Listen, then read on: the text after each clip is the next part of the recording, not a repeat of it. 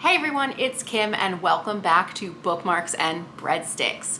I'm here today with another list, and these are some of my favorite food memoirs from male chefs. Now, before anyone comes for me, I already have a whole list of food books by female chefs that I'll link above and put down below. I made that list.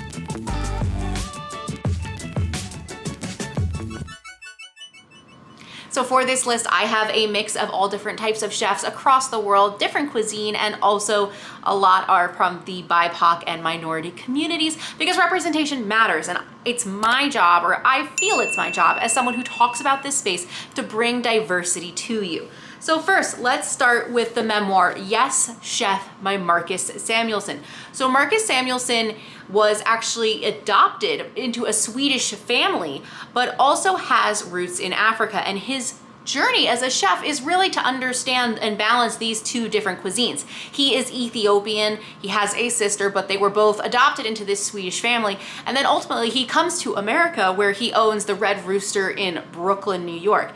Marcus Samuelsson is well known in the food community. You might have seen him as a judge on Top Chef, Master Chef, and he now has a predominant role helping with diversity over at Bon Appetit magazine. Another book that I adore is 32 Yolks. This is the memoir of Eric Ripert. Eric Ripert is a French chef who owns Le Bernardin in New York City and is well known for being the master of everything seafood, essentially. But what I love about Eric Ripert is his dedication to helping New York City first responders and part of the essential workers during COVID. His restaurant turned over and ended up supplying thousands of meals every day throughout the pandemic and still does it today to help feed those workers who are working so hard to keep us safe and healthy. Eric Ripert has kind of a sad childhood. He is a sad boy who has separation issues from his father and grows up to be a very powerful chef, but is also just a very good human, and he was great friends with the late Anthony Bourdain. Okay, next up on the list, I have to mention Life on the Line. This is Grant Atchison's Next up is Life on the Line. This is Grant Atchitt's memoir, and it's co-written with his business partner, Nicholas Kokonas. They are the founders of Alinea, Next, and The Avery.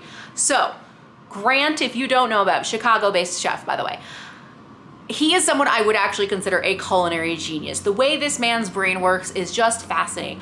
I learned about Grant Atchitts actually from Chef's Table. He was one of the first chefs on season 1, and he talks about his culinary career, but the thing that really got my attention was that right as Grant is taking off and about to win a James Beard Award, he develops cancer in his tongue and loses his sense of taste and undergoes what would be clinical trials and very risky cancer treatments, all to maintain his tongue because he doesn't want to have it amputated. He's a chef, it's his life. And this is a really fascinating dual perspective memoir where you go back and forth and understand the perspectives. I mean, I can't believe, could you imagine being Nick? One of your best friends is going through cancer, but he's also your partner, your business partner, your chef, and they go through trials and tribulations together, and all this time maintain the quality of excellence of being a Michelin star restaurant, all while Grant is undergoing treatment and cannot taste the food that's going out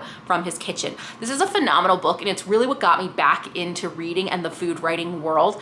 I fell headfirst in love right after this book, and it's one of my favorite books of all times. I owe so much to this book. And I actually, when I moved to Chicago, promised myself that I would celebrate. When I had received a really great job, I had moved out of Buffalo, New York, and moved to Chicago for this opportunity. And one of the first things we did, not one of the first things, like I'd say 6 months in, but for my birthday and also our anniversary, our dating anniversary, Dan and I got us seats at Alinea. And I just wanted to experience it. It was the first time that I think, I'm upper middle class at best, my upbringing.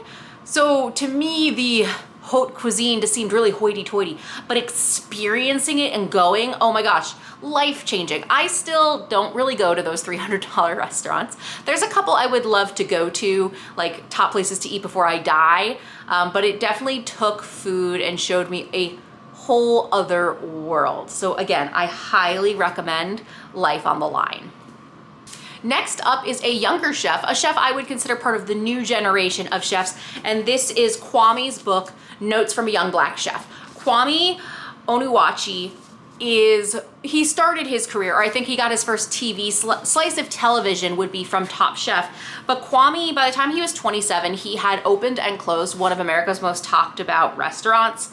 And it's really his rise from what would be considered a world where Kwame wasn't really meant to succeed. He was one of the kids that sold candy on the subways. He became a drug dealer in college and really messed up quite a few times in his life and came out on top and is now one of, I would say, a culinary titan. He is doing things, he is bringing representation to Black chefs, to African chefs. He actually just hosted an event at Food and Wine called The Family Reunion that focused on Black chefs and culinary traditions. There's a little bit of controversy around that event, which I might make a video on later, because Michael Twitty was one of the chefs that was not invited to this, and Michael Twitty is, to me, one of the most fundamental people who speak about African diaspora and the slave trade and the impact of food in America from the traditions from Black slaves.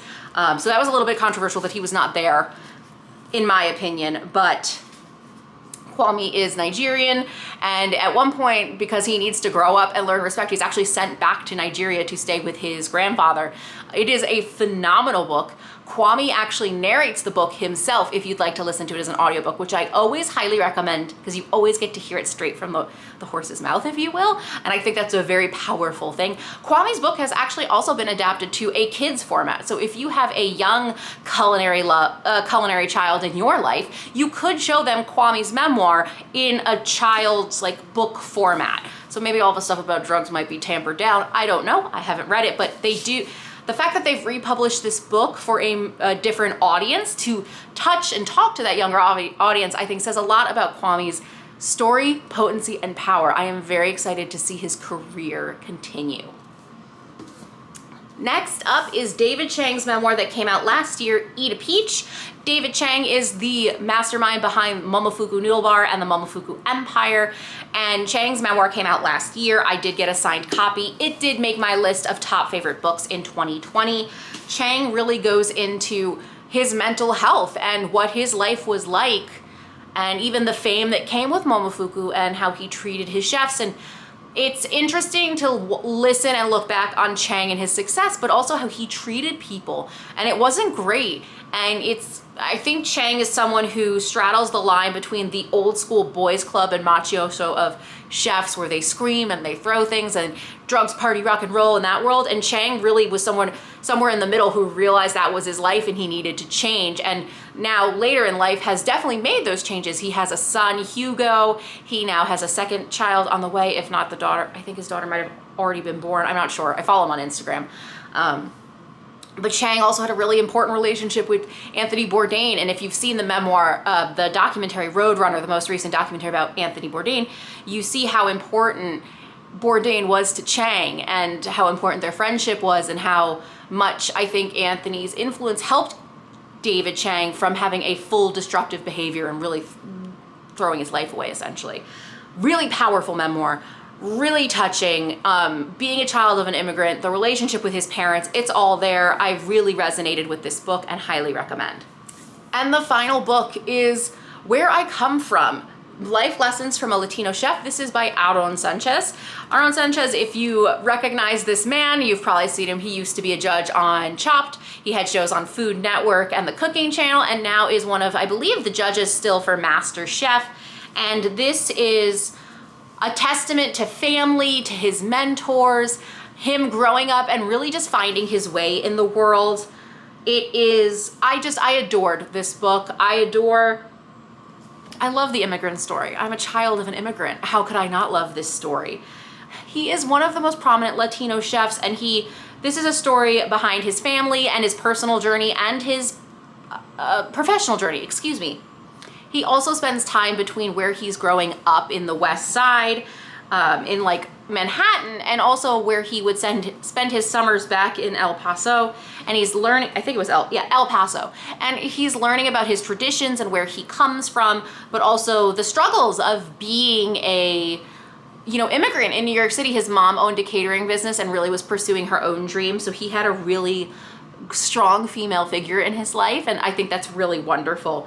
And I love the way Sanchez wrote this. I loved his candor. He was really open and also had a lot of good, you know, self-deprecating humor, which I really enjoy. Okay, so that is 6 memoirs from diverse male chefs. If you want to check out the female chef memoir list, again, I'll link it above and below for you. And let me know if there's another list of memoirs or food books that you're looking for. What recommendations are you looking for? I have other reading recommendation lists, but I'm always trying to bring you guys new and interesting things. Let me know in the comments below. This is a little bit of a rambly conclusion. I apologize. If you haven't already, I would love for you to hit like and subscribe. I bring new content every Tuesday and Saturday, and you can keep up with what I'm doing and the Read It and Eat subscription box by following me on Instagram or checking out my website at booksandbread.com. I hope you're well. I'll see you in the next one. Happy reading.